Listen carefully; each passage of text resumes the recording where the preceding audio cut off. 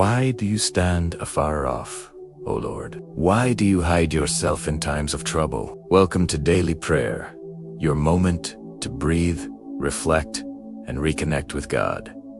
Psalm 10 begins with a heart-wrenching cry for help. David, in the midst of oppression and suffering, questions why God seems distant, why he appears to hide himself during times of trouble. The opening verse is filled with raw emotion, as David struggles to understand God's apparent absence in the face of the wicked's triumph. Have you ever experienced a time when God felt distant? When your cries for help seemed unanswered, and the wicked seemed to prosper?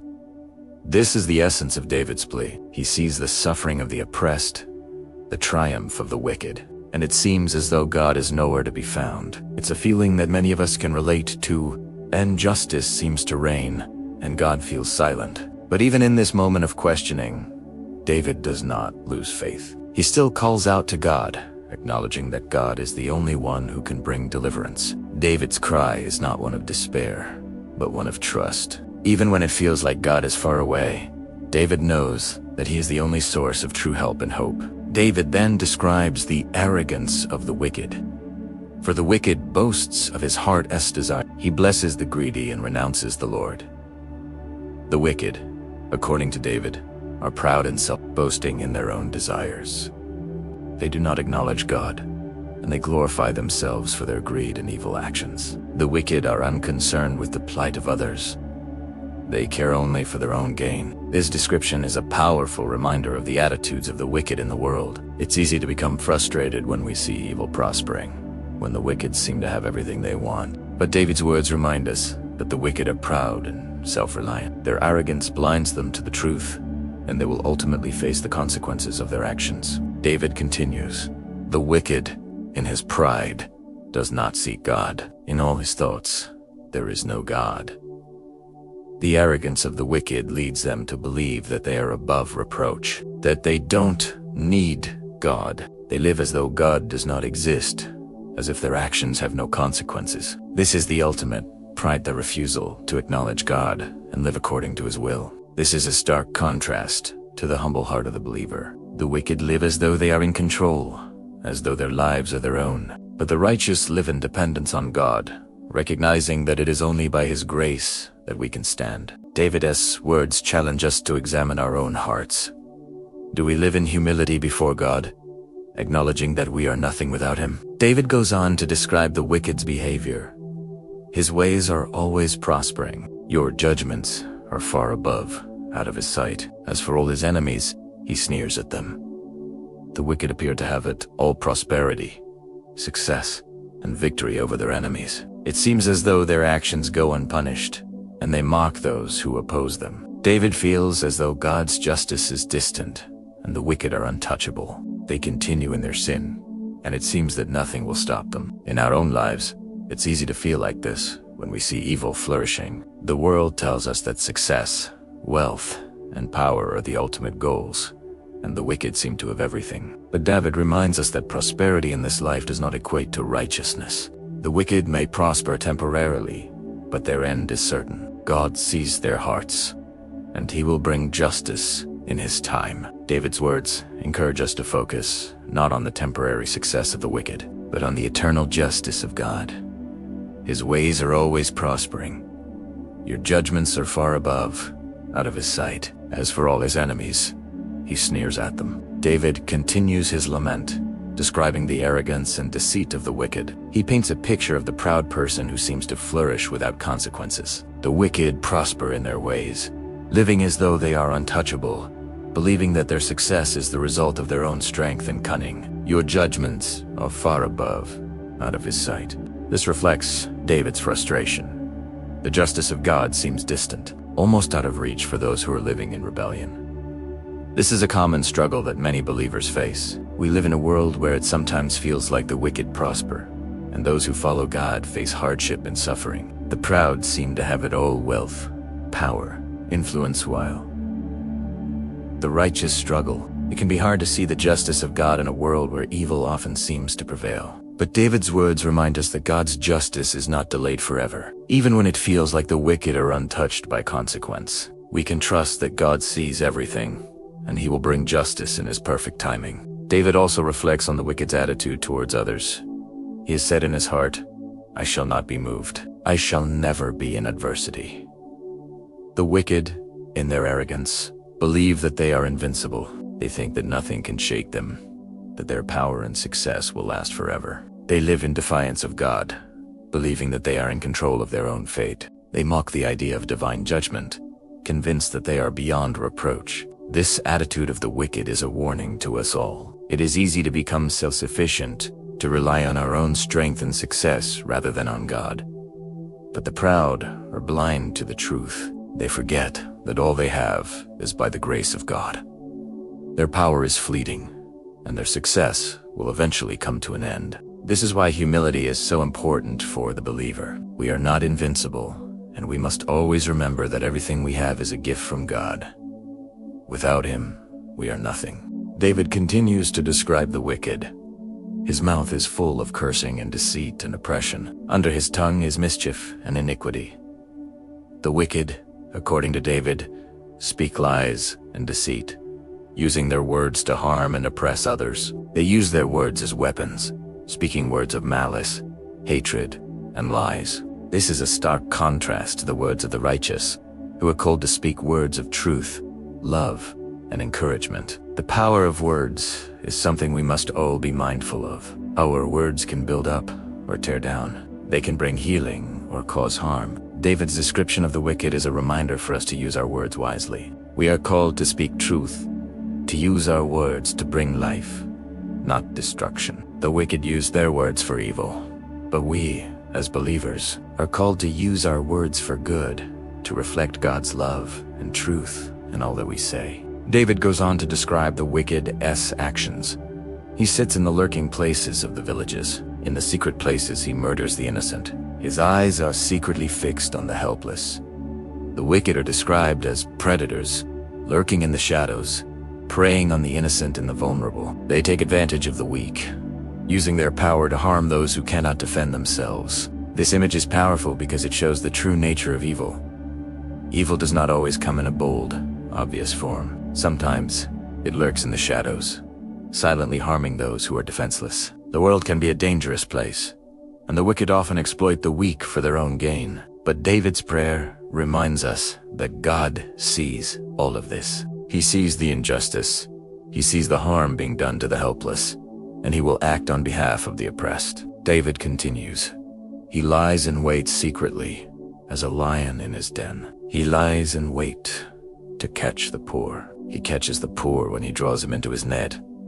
The wicked are likened to lions in hiding, waiting to pounce on their prey. They set traps for the poor and the helpless, taking advantage of their vulnerability. This is the reality of life for many people in the world. Those who are weak and defenseless are often exploited by those who seek to do them harm. But David's prayer is not a prayer of helplessness. He knows that God is the one who sees the wicked and will bring them to justice. God is aware of the injustice in the world, and He will not allow the wicked to continue their evil deeds without consequences. The wicked are proud, and they say in their heart, "God has forgotten. He hides His face. He will never see it." David continues his lament, observing the arrogant mindset of the wicked. They believe that God has forgotten about them, that He will not see their actions, and that they are beyond the reach of divine judgment. God has forgotten, they say. He hides His face. He will never see it. In their arrogance, they believe that they can act with impunity, that their sin will go unnoticed and unpunished. This attitude of the wicked is not new. In every generation, people have acted as if they are above God's law, as if they can do whatever they want without consequences. But David's words remind us that God sees everything. He does not hide His face from the wicked. He is fully aware of their actions. The belief that God is blind to sin is a dangerous lie, one that leads to further rebellion and oppression. The wicked may think they are getting away with it, but God sees all, and He will act in His perfect timing. David's prayer now shifts to a cry for God's intervention. "Arise, O Lord. O God, lift up your hand. Do not forget the humble." David is asking God to rise up, to take action on behalf of the oppressed. He sees the suffering of the humble, those who are being trampled upon by the wicked, and he pleads for God to intervene. He asks God not to forget the oppressed, but to bring justice and deliverance. This cry for justice is one that echoes through the ages. When we see the oppressed suffering, when we witness injustice in the world, we can join David in crying out to God for intervention. We may not always be able to bring about justice ourselves, but we can trust that God is a righteous judge who will act on behalf of the oppressed. When the world feels overwhelming and injustice seems to reign, we can find comfort in the fact that God is listening, and he will bring justice to the oppressed. David continues to speak of the actions of the wicked. The wicked in his proud countenance does not seek God. God is in none of his thoughts. The wicked live as though God does not exist, as though he has no part in their lives. They are consumed with their own desires and have no regard for God's law. This is the heart of pride, the belief that we are in control, that we can live without God and get away with it. But David reminds us that, even though the wicked may live as if God is absent, God is still present, and he will bring justice to the proud. In our own lives, it can be easy to fall into a mindset of pride, to live as though we are in control and don't need God. But David's prayer calls us to humility. We are not in control. God is. We must recognize that he sees all and that he will act in righteousness. The wicked may prosper for a time, but their day of reckoning will come. God is the ultimate judge, and he will make all things right. David goes on to describe the violent actions of the wicked. His ways are always prospering. Your judgments are far above, out of his sight. As for all his enemies, he sneers at them. The wicked seem to prosper in their ways, while God's justice seems far off. David observes that the wicked mock their enemies and live as though they are untouchable.